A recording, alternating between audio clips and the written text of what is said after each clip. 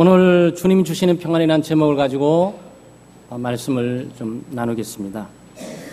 이 평안 우리 모두가 필요하죠. 이 평안이라는 이 단어는 사실 뭐 평화 이렇게 되기도 하고요. 화평 이 단어 되기도 하고요. 화해 이렇게 되기도 하고 또 화목 이렇게 되기도 합니다. 동일한 단어예요. 단어가 같아요. 그러니까 헬라 단어는 에이레인에 이게 하나인데 이게 문장과 문맥 가운데서 어떨 때는 평안으로 해석이 되고 번역이 되고 어떨 때는 화평으로 번역이 되고 어떤 때는 화해로 번역이 되고 어떤 때는 평화로 번역이 되고 어떨 때는 평안으로 번역이 되기도 하고 그렇습니다. 그러니까 여러분 평안 그러면 전체적인 다 내용들을 평화, 화목, 평안, 화평, 화해 이 전체를 함께 포함해서 우리가 들으시면 되겠습니다. 유대인들 특별히 구약 성경 하나님의 육신적인 선택된 백성들의 인사가 샬롬입니다. 그 평화, 평안, 화평, 화해 이런 인사를 주고받는 거죠. 그런데 한국에도 우리가 이 말을 써요. 아까 여러분이 그 예배 도입에 이렇게 들어오면서 서로 인사를 하니까 제가 인사하는 내용은 안녕하세요. 평안하십니까? 만나서 반갑습니다. 뭐 이런 얘기예요. 그 안녕이란 단어가 평화입니다.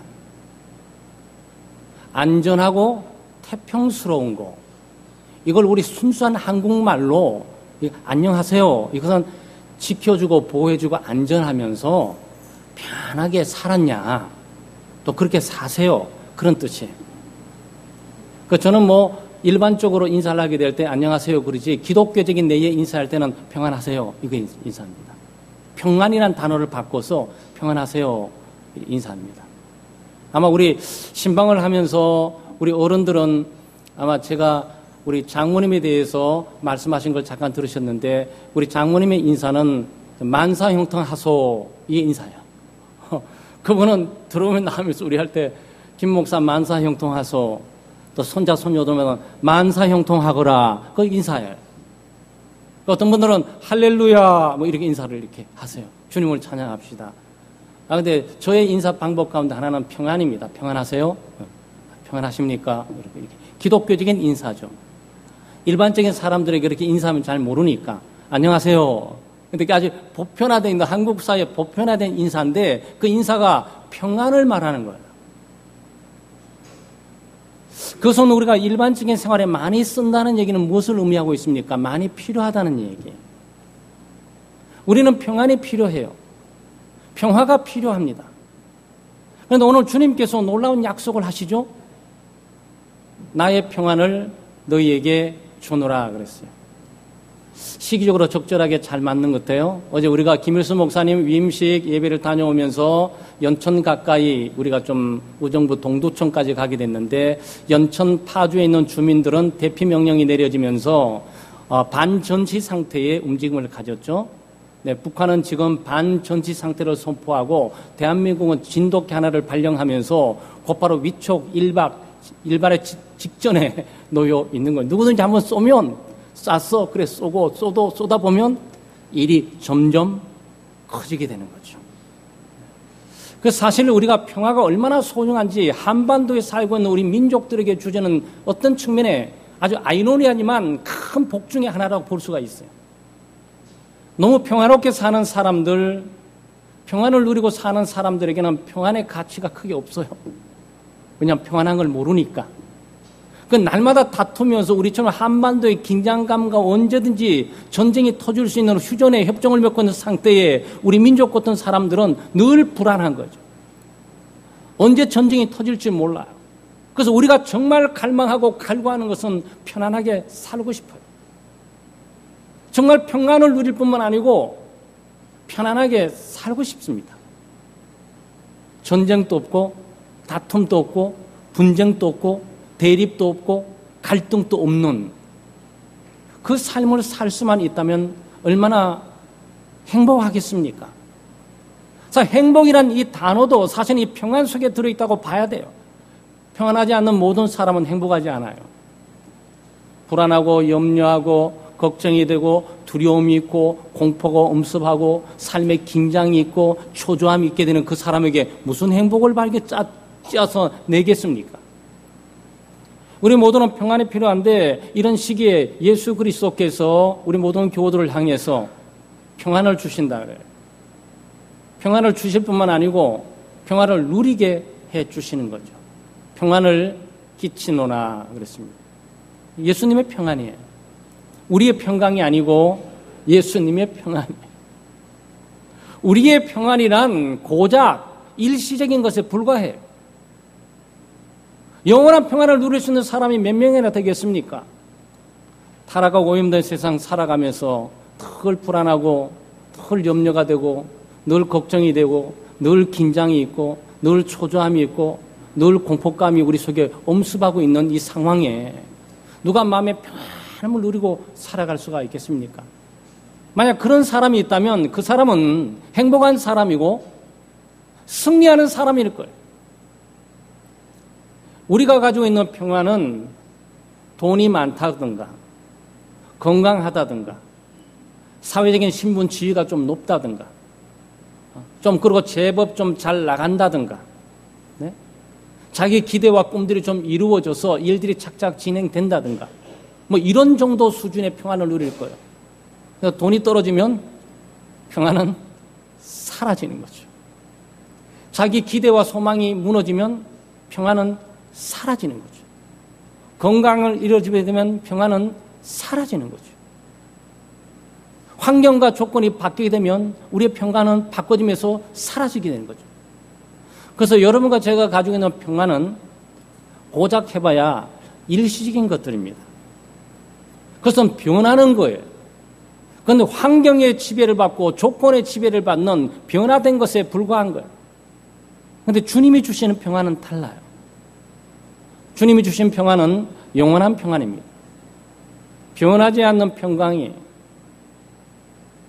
시련과 고난 가운데 얻을 수 있는 평강이에요. 극한 고통 가운데서 누리게 되는 평안이에요. 사람들의 비난과 비방을 듣고 오해를 받는 그 장중 속에서조차도 누리게 되는 평안이에요. 심지어 억울하게 죄인의 누명을 쓰고 못 박혀 죽는 그 순간마저도 갖게 될 수 있는 평안이 주님의 평안입니다. 그래서 이 평안은 변하지 않는 평안, 영원한 평안, 하나님의 주시는 평안입니다.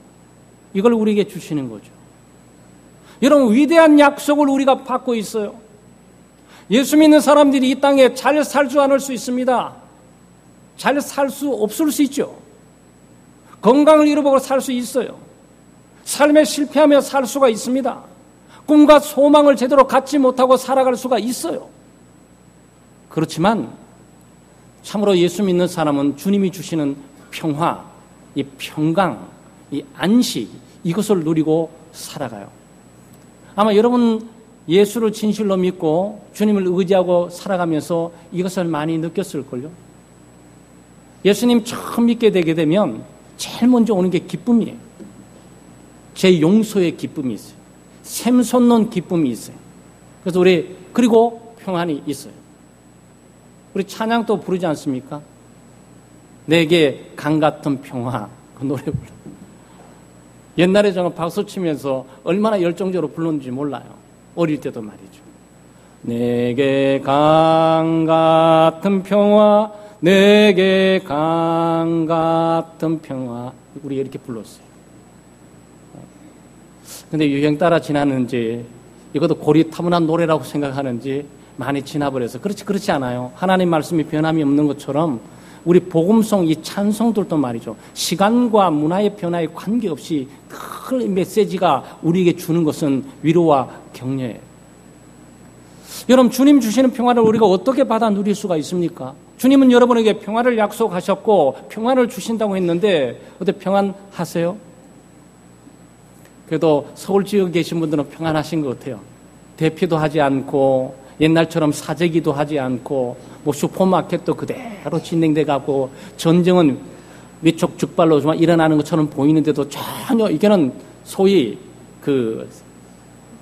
너무나 오랫동안 해온 것처럼 보여서 뭐 이제도 지나가겠지 이런 의식도 없지 않아 있겠지만 이게 안전불감증입니다. 그래서 오늘 정부가 어제 빠르게 발바닥에 대응해서 만난 거는 아주 잘한 거예요. 여러분, 우리가 어떻게 주님 주신 평안을 누립니까?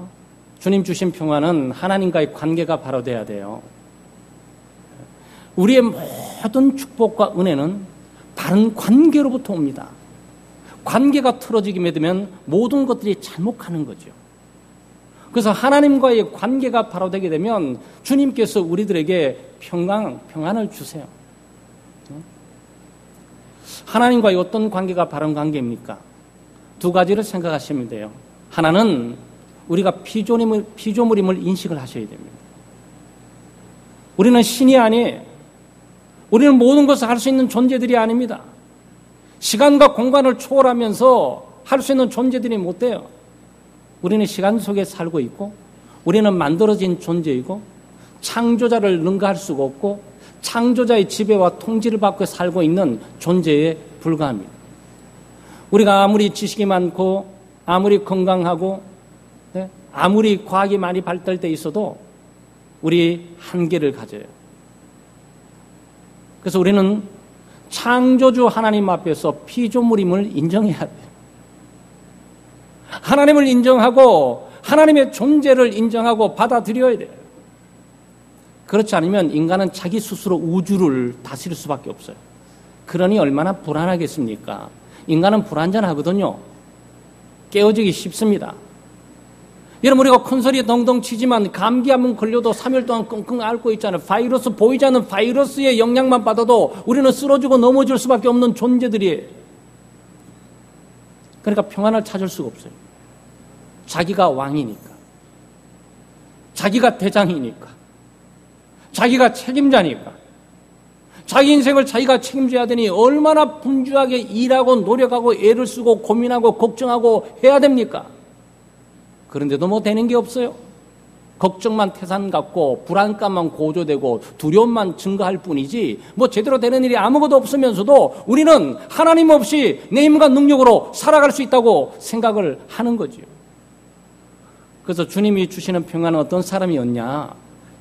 하나님을 인정하고 하나님 앞에서 겸손하게 피조물임을 깨닫고 연약한 존재이며 무너질 수밖에 없는 존재이며 깨어질 수밖에 없는 존재이며 빠질 수밖에 없는 존재임을 깨닫고 우리가 불안전하고 하기에 하나님을 의지하고 신뢰하는 그 사람에게 주님께서 평안을 주세요.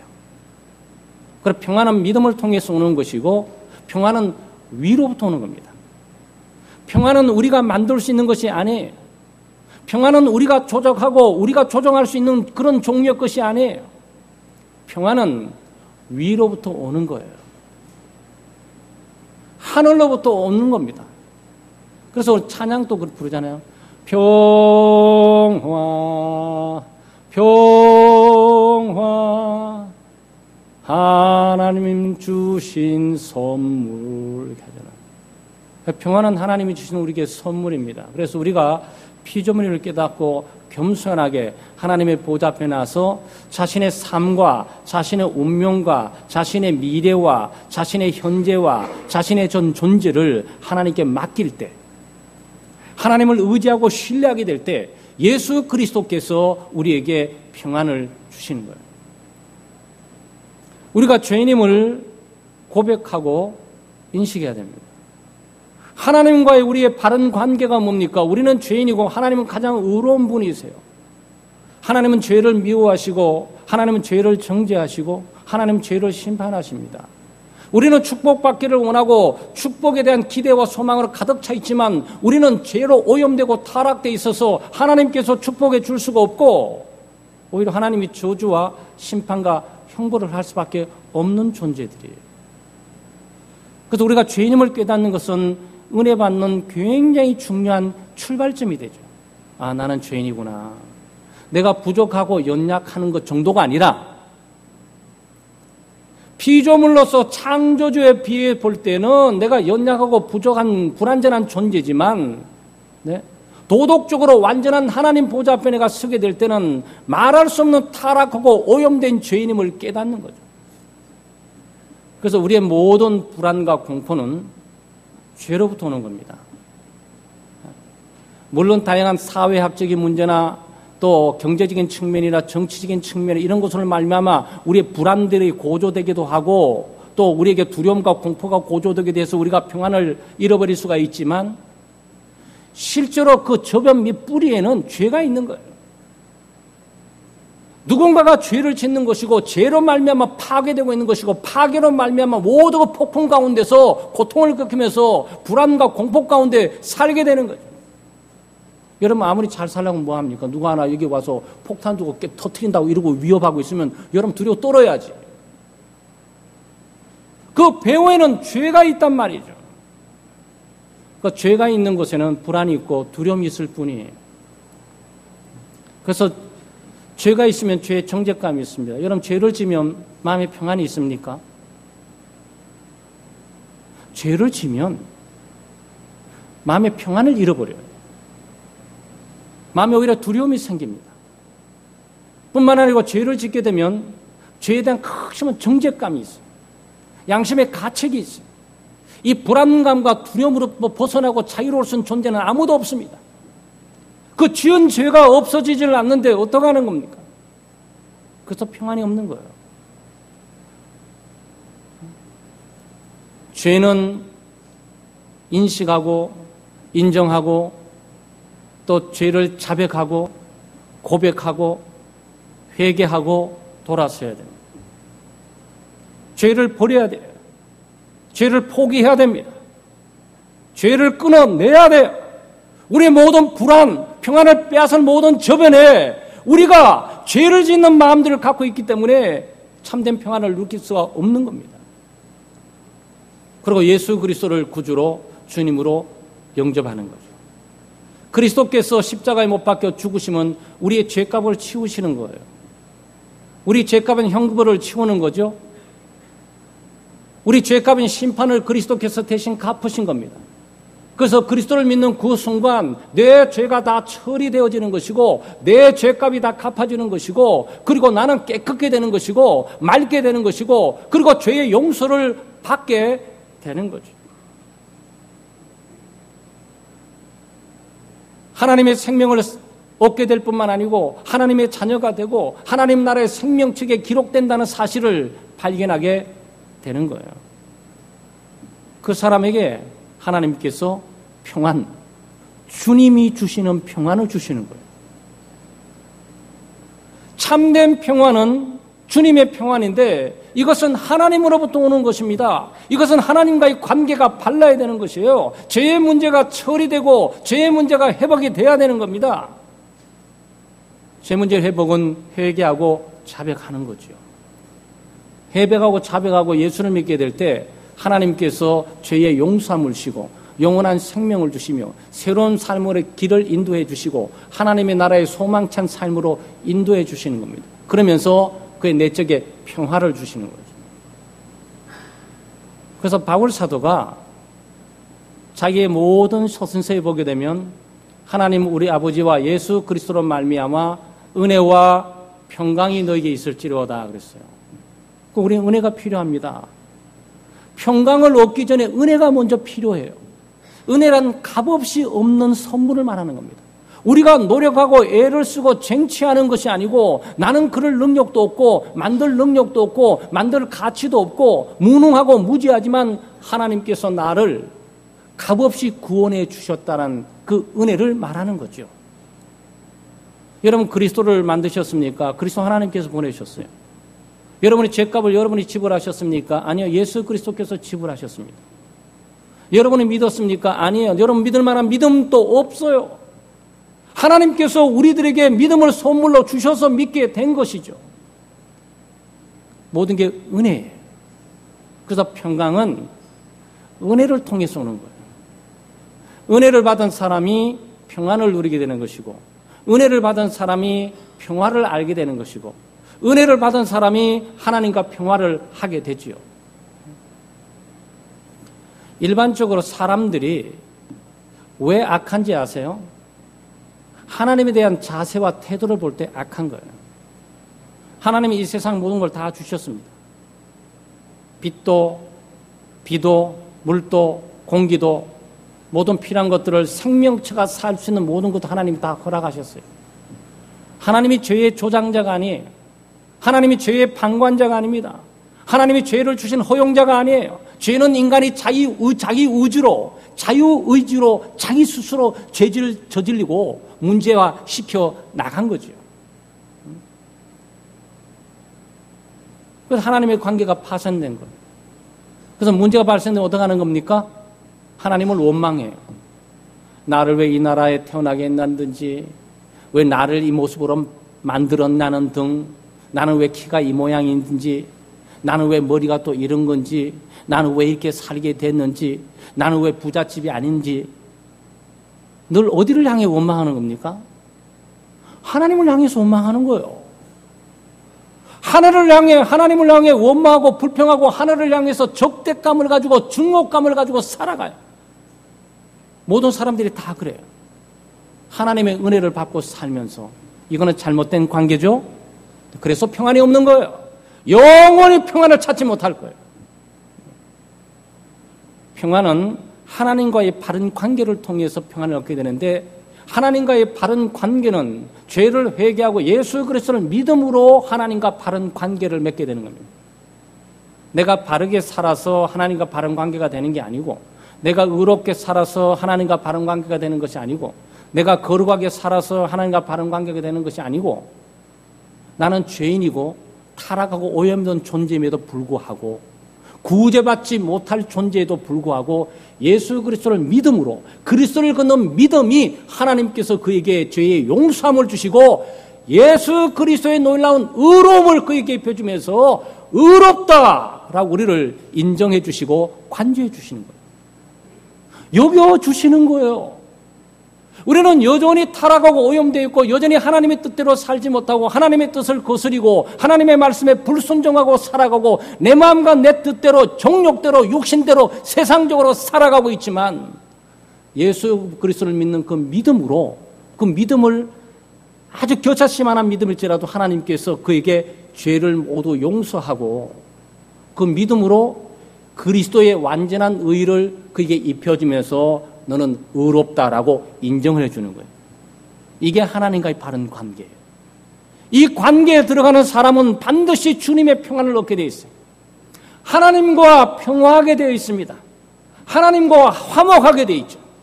그렇죠? 하나님을 원망하지 않습니다. 하나님께 불평하지 않아요. 하나님의 탓으로 돌리지 않습니다. 하나님께 적대감이나 하나님의 증오감을 가지고 살지 않습니다. 오히려 하나님을 사랑하게 되죠. 왜 그렇게 됐습니까? 하나님이 나를 사랑하시구나라고 깨달은 거예요.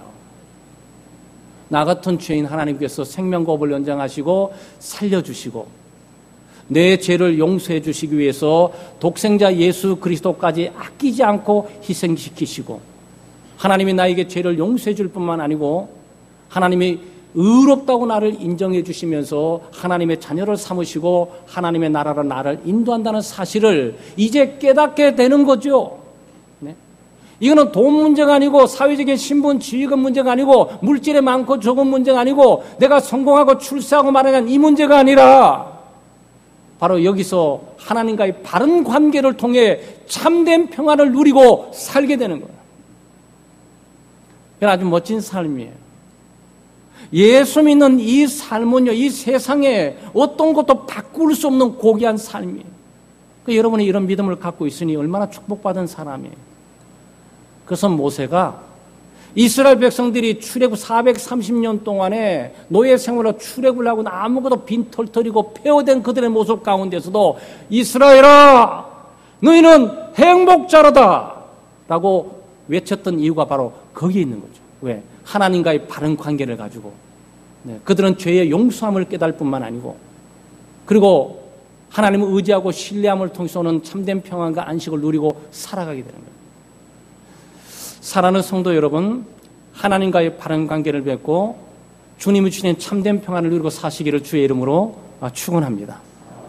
피조물을 깊이 깨닫고 늘 하나님 앞에 겸손하시고 하나님을 의지하고 신뢰하고 사시고 또 죄를 자백하고 고백하고 죄를 회개하고 돌아서고 죄를 끊어버리고 그리스도를 붙들고 그리스도를 마음속에 모시고 살아가게 될 때 주님께서 그런 사람들에게 주의 놀라운 평안을 주세요.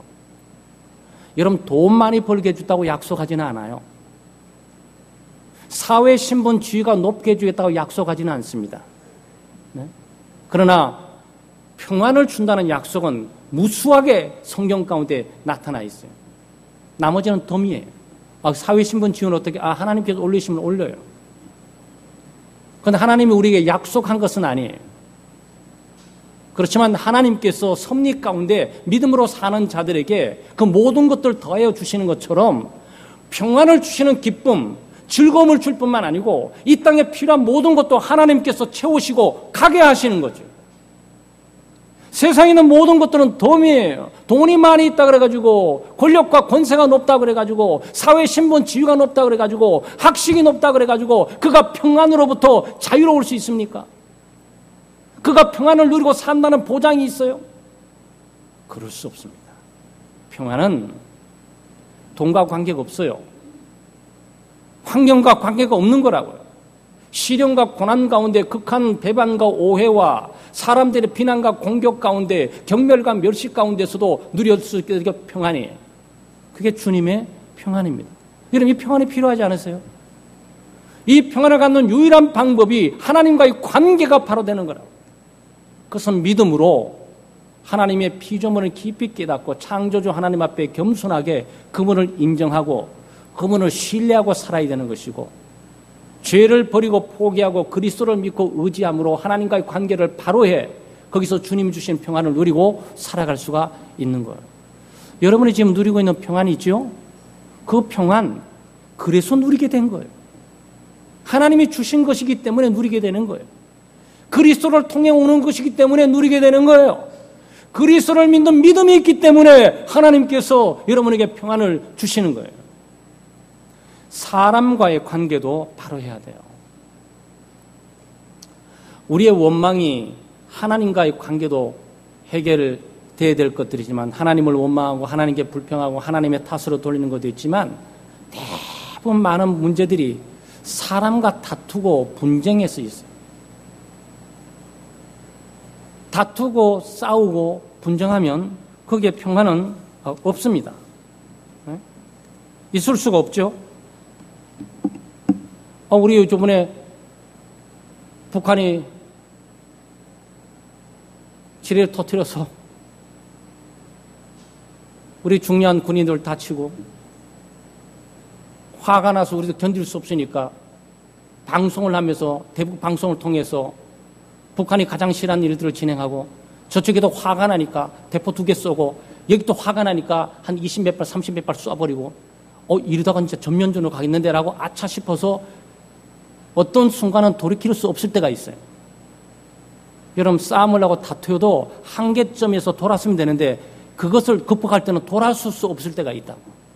그래서 어제 그 조치는 북한도 마찬가지지만 남쪽도, 양쪽 다 정치적으로 조치를 잘 취한 거죠. 왜냐하면 군인들은 일단 쏘기 시작하면 정치와 관계없이 그들 일만 하게 되는 거니까. 사람과의 관계도 굉장히 중요해요.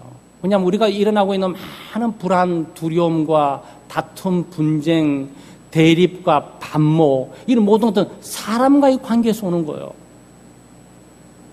그런데 사람들끼리 싸우고 싶지 않잖아요. 여러분, 싸우고 살고 싶으세요? 근데 아니에요. 근데 가정에서 싸워요. 부부끼리 싸워요. 부모하고 자녀가 싸워요. 학교 아이들끼리 가서 싸워요. 사회 직장에 가서 싸워요. 네? 사회 이웃끼리 가서 싸워요. 자동차 문제, 사소한 거 많은 것들이 있고, 소리는 아닌 많이 이래서 많은 것들이 있지만, 이 모든 것들은, 이웃과의 관계에 의해서 오는 이것들을 해석하는 빛과 함께 굉장히 중요하게 남아있죠.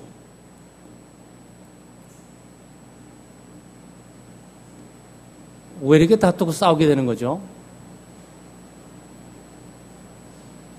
여기에 극한 이기주의와 자아중심적인 게 있어요. 내 입장만 생각하는 거예요. 나만 생각하는 거예요. 나만 잘 살고, 나만 올라가면 되고, 나만 많이 벌면 되고, 나만 더 가지면 되고, 나만 인정받으면 되고, 나만 존경받으면 되고, 나만. 근데 사람들이 저마다 나만 그러니까 사람이 많을수록 싸움판은 커지는 거예요. 그렇지 않겠어요? 누군가 나 잘났어. 그러면 그래 너 잘났다고 해. 이렇게 하면 싸움 날 일이 아무도 없죠. 너 잘났어. 웃기지 마. 나도 잘났는데. 딱 둘이 붙으려는데 저쪽에서 나도 있지롱. 나도 딱 나타나면 자꾸 커지잖아요. 여러분, 이런 사소한 문제들이 싸움으로 번질 수 있다는 사실을 염두에 두셔야 돼요. 부부간의 싸움과 다툼, 이혼 문제가 사소한 문제로 출발해서 커지게 되는 거지, 처음부터 법정까지 생각할 걸 생각하면서 여러분 말다툼 합니까? 아니에요. 그렇지 않습니다. 그래서 우리는 이기주의고 자아중심처럼 삶을 좀 내려놔야 돼요. 그리고 사람을 사랑해야 됩니다. 근데 사람을 적으로 삼으면 안 돼요. 사람은 사랑의 대상입니다. 하나님은 믿어야 될 대상이고, 돈이 믿으면 안 되고, 권력과 권세 믿으면 안 되고, 사람 믿으면 안 되고, 조직 믿으면 안 되고, 믿음의 대상은 하나님밖에 없어요. 하나님만 믿어야 돼요.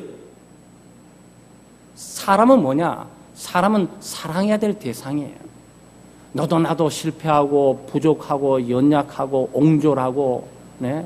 비열하고 자기만 알고 이런 불쌍한 인간들이잖아요. 우리 전부가. 그 사람을 사랑하는 거예요. 그 사랑이 나를 사랑하는 거 마찬가지예요. 그 예수님께서 내 이웃을 내 몸과 같이 사랑하라 그러잖아요. 자기를 사랑할 줄 모르면 다른 사람을 사랑할 줄 모릅니다. 다른 사람을 사랑하지 않으면 나를 해하는 것과 다름이 없어요. 아내를 해하면 밥 한 끼 덜 나와도 자기 해받는 거지 뭐. 남편 잘 대화 안 해주고 안 들어오면 자기도 해받는 거예요, 여러분. 마찬가지라고. 근데 이 원리가 사람이 감정이 상하게 되고 분노에 처해지게 되면 이게 잘 보여지지가 않는단 말이죠. 그래서 우리는 사람을 사랑하는데 사람 사랑을 말만 하면 안 되잖아요. 사람 사랑한다고 말할 때 이해를 포함하는 거예요. 그 사람의 기질이나 성격, 그 사람의 직업이나 그 사람이 있는 활동 영역, 그 사람의 처지와 입장을 이해하는 것을 고려가 된다고요. 그리고 2015년도 대한민국의 어떤 기독교인이, 정치인이 주제를 줬는지 모르지만 배려, 2015년도 대한민국은 배려하는 대한민국, 그래서 많이 줄어 나와요. 그 배후에는, 배려 배후에는 이해가 있고 처지와 입장하는 이해가 있는 거고, 이해 배후는 사랑이 있는 거예요. 사랑하지 않으면 절대 배려할 수 없어요. 이해하지 못하면 절대 배려해 줄 수가 없습니다. 이해를 하다 보면 그랬구나. 다 이해되는 거예요. 그래서 그랬구나. 진짜 얘기하지. 그러잖아요. 그리고 우리가 사랑한다는 이 개념을 너무 포괄적으로 추상적으로 생각하면 안 되고, 우리의 삶 속에 상대의 입장을 존중하고 상대를 배려를 해야 되는 거예요. 남편을 배려하고 남편을 존중하고 아내를 배려하고 아내를 존중하는 거죠. 여러분, 사람마다 다 달라요. 얼굴도 다르고 성격도 다르고 기질도 다르고 목적도 다르고 동기도 다르고 처한 환경과 조건도 다르고 가는 길이 다르고 보는 눈이 다르고. 여러분, 여기 왜 싸움이 있는지 이해하시죠? 왜 싸움이 있을 수밖에 없는 세상인지 이해하죠? 근데 놀라지 마세요. 하나님 만드신 다른 세상에 다른 것들은 다 평화롭게 공존해요. 보셨어요? 다 다른 자연 이치가 모두 다 다른데 조용하게 자기 위치를 지키면서 공존하면서 조화를 이루고 아름다움을 창출해낸다고. 그런데 사람이 숙제예요. 하나님 만든 이 자연 세계의 창조물, 최고의 창조물이 사람이 문제예요. 사람은 이 다양성을 수용할 생각하지 않고 이 다양함이 오히려 다툼과 분쟁, 반목과 갈등으로 치달아가는 걸로 가는 거죠. 그러다 보니 평화를 다 잊어버려요. 평안을 잃어버리는 겁니다. 그런데 교회에서는 안 싸워야 되잖아요. 할렐루야죠? 교회에서는 안 싸워야 돼요. 교회에서도 싸워요. 이게 우리의 가슴 아프고 슬픔이에요. 이게 우리의 현실이고 현주소예요. 우리가 부인할 수 없어요. 이건 뭐지 도대체? 배워야죠. 함께 평화를 유지하는 삶을 배워야죠. 주님 주시는 평안을 누리고 사는 법을 배워야죠. 주님은 주셨는데 어디 간 곳이 없어요. 주님은 우리에게 평안을 주셨다고 말하는데 그 평안을 찾을 방법이 없고 평화가 보이지 않고 오면 다툼과 분쟁만 있고 반목과 갈등만 있고 대립만 있고 다툼만 있고 심하면 국가 내 전쟁만 발발하고 있을 뿐이에요. 지구촌이 이렇게 살아야 되겠냐. 그러니까 여러분 모든 세계 위대한 정치인들의 이 생각이 어떻게 평화롭게 살까? 이 방법이라고. 그렇지 않아요? 많은 노벨 수상학자가 정말 노벨 평화상이 위대한 이유가 뭡니까? 그게 인류의 평화에 공헌을 했다는 그 의미는 굉장히 큰 것이죠. 그런데 여러분이 숙제를 가지고 계신다고. 여러분이 답을 갖고 계신 분이라고요. 국회가 답을 갖고 있는 게 아니고 놀랍게도 기독교 예수 그리스도께서 그 답을 우리에게 주고 계신다고. 평화는 인간이 만들 수 있는 것이 아니야. 평화는 하나님이 우리에게 주신 선물이야. 평화는 위로부터 오는 것이지 밑에서 조작에 만들 수 있는 것이 아니야. 그럼 우리가 어떻게 피조물인 걸 인정하고 하나님 앞에 굴복해야지.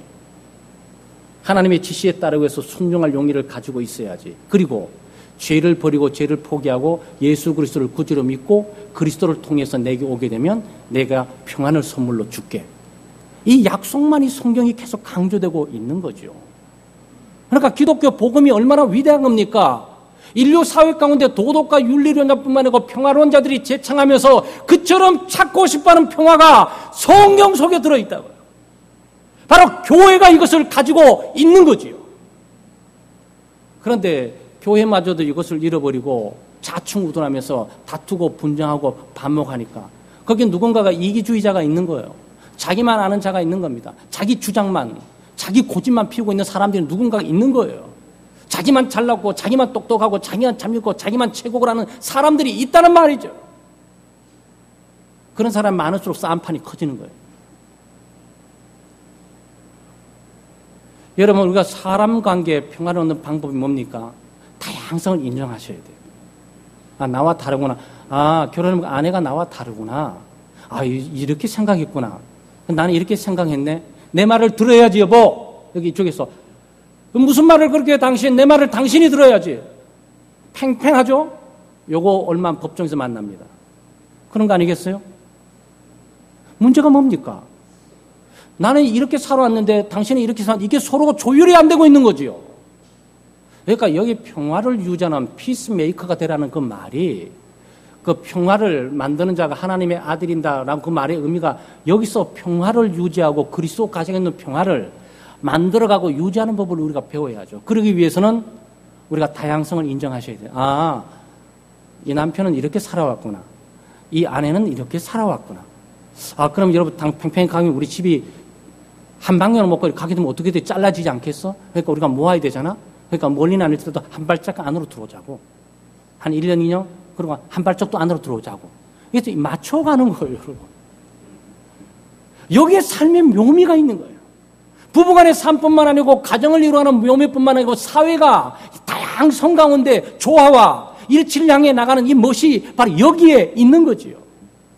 너와 나의 다른 점을 인정하고 그것을 이해하고 배려해주고 존중해주게 될 때 바로 거기에 함께 공존한 평화가 있고 평화를 누리고 살아가게 되는 거죠.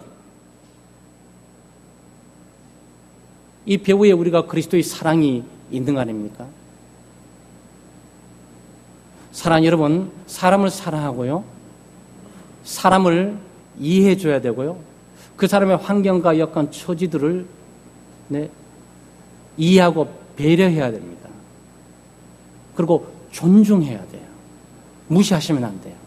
남편의 말, 아내의 말, 주변에 가장 사소한 사람 말일지라도 귀담아 들어야 돼요. 그것은 정중한 인간에 대한 예우입니다. 우리가 얼마나 교만한지 아십니까? 좀 배웠다 그래가지고, 좀 있다 그래가지고, 좀 경험이 있다 그래가지고, 교회 좀 오래 다녔다라고 우리가 얼마나 이런 의식들을 가지고 살아가냔 말이에요. 그게 평화를 유지하는 삶을 못 배우고 있는 거예요. 평화를 유지하는 것은 상대방을 존중하는 거예요. 상대방을 인정하는 겁니다. 그 사람의 말이나 어떤 사고방식도 듣는 올바른 태도를 통해서 함께 좁혀가고 평화는 만들어가는 거예요. 주님께서 우리에게 평안을 주셨잖아요. 그 평안을 유지해가는 것이 우리의 숙제예요. 사랑 여러분, 하나님과의 관계를 바로 하고요, 사람과의 관계를 잘 바로 해서 우리가 관계적인 평화를 누릴 뿐만 아니고 내적으로 주님 주시는 참된 평안을 누리고 우리 가정 속에서도 그렇고 우리 교회 가운데서도 그렇고 또 우리가 있는 직장, 이 사회 가운데서도 그런 평화운동, 이 평화운동, 우리가 얼마나 평화가 필요한지 몰라요. 잘 먹고 잘 입는 그것도 중요한 건 사실이지만 평안이 없는 그 잘 먹고 잘 입는 게 무슨 도움이 되겠습니까? 밥이 좀 부족해도, 음식이 좀 부족해도, 삶을 좀 덜 누려도 그래도 안전하게 평화롭게 서로 신뢰감을 갖고 서로 맡길 수가 있고 서로 보호해주는 그런 신뢰 바탕으로 함께 공존하고 살아가고 조화를 이루어야지. 너와 나와 다른 것 좀 인정하고 나는 일을 할 때가 너는 저 일을 하고 너는 동쪽에서 너는 남쪽에서 너는 북쪽에서 그래서 서로 일을 하지만 우리는 함께 한 목적을 향해 나가는 이런 조화로운 삶을 우리가 배워야 돼요. 이거는 하루아침에 되는 것이 아니고 우리의 잘못된 기질이나 타락되고 오염된 성품들을 좀 누르면서 그리스도의 말씀을 따라 우리가 훈련해 가면서 한 발 한 발 순종해 감으로써 우리가 그것을 유지해 나가게 되는 거죠. 하나님이 그런 믿음의 공동체, 믿음의 사람들에게 평안을 선물로 주세요. 주님 주시는 평안, 이 평안을 하나님과의 올바른 관계와 사람과의 올바른 관계를 통해서 누리는 기쁨과 즐거움을 가지고 사시는 우리 교우들 되시기를 주의 이름으로 축원합니다. 기도하겠습니다. 하나님 참 감사합니다. 이 나라 이민족뿐만 아니고 세계에 평화가 필요하고 또 격동하는 그런 세상의 소용돌이 가운데 폭풍 가운데서 우리가 좌충우돌하고 불안과 공포와 두려움 가운데 살아가고 있습니다. 주님의 평안이 필요합니다. 주여, 주님과의 올바른 관계와 사람과의 올바른 관계를 잘 유지할 수 있도록 믿음을 주시고 또 하나님을 사랑하고 사람을 사랑하면서 우리가 상대 입장들, 처지들을 잘 이해하고 배려하면서 상대를 존중하면서 믿음으로 살아가 주님이 주시는 참된 평안을 누리며 정말 삶의 기쁨을 간직하고 살아갈 수 있도록 도우시고 은혜를 베풀어 주시옵소서. 가정에 평안이 없습니까? 우리 직장과 사회에 평안이 없습니까? 오 하나님 아버지, 이 관계 개선에 나설 수 있도록 도와주시고 평화의 방향으로 나갈 수 있도록 저희들을 사용해 주시옵소서. 우리가 평안을 누릴 뿐만 아니고 프란시스코가 기도한 것처럼 주여 나를 평화의 도구로 삼아달라고 기도한 것처럼 우리가 그런 기도를 하며 살아갈 수 있도록 은혜를 베풀어 주시옵소서. 내가 먼저 주님의 평안을 갖게 하시고 이 평안을 우리의 가정과 주변에 나눌 수 있는 삶을 살아가게 도와주시옵소서. 감사드리며 예수님의 이름으로 기도드리옵나이다. 아멘.